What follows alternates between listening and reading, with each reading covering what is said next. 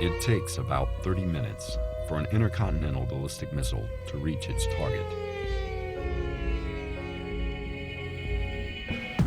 But we already know that. We face this threat every day. Go home, kiss our kids goodnight, and return to work the next day, ready. There was a time when the threat of nuclear war was our nation's top concern. The Soviet Union had the head start in space, but we had the head start in the atomic race. We showed that when we had to, we'd be willing to use the world's most devastating weapon. But we also learned something from that experience. We would never want to do it again.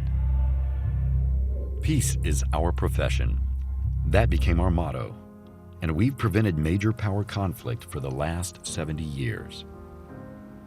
There were some close calls, but calmer heads prevailed, and in 1991, we won the Cold War. Deterrence paid off. There were talks of peace, reducing nuclear arms, and a change of pace for military operations. In some ways, things did change. We became the global power that other nations sought for help, but we were not the world's only nuclear power. It didn't take long for us to see that to keep America and her allies safe, deterrence had to remain a national priority. And that's where we come in. The threats of today and tomorrow are no longer defined between two superpowers. They're dispersed across the globe, challenging us in all domains. We see unstable nuclear powers, terrorist nation states, and rogue fighters looking to disrupt our way of life. America and her allies are relying on us to figure out the best way to navigate the 21st century. It won't be easy, but we live and breathe what is hard, impossible even, and we succeed. Our commitment to the greatest responsibility will not be matched.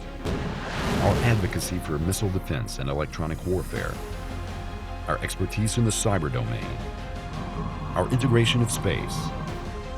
If our nation calls, our combat-ready forces are able to strike with a decisive response.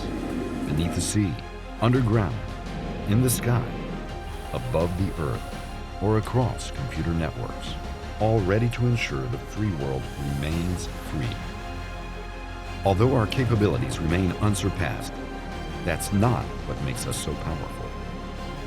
Soldiers, sailors, airmen, Marines, and civilians of U.S. Strategic Command, we give our enemies pause, and our nation and allies peace of mind. Let's look to the future. As we continue to fight, as we continue to deter, always remember that peace is our profession.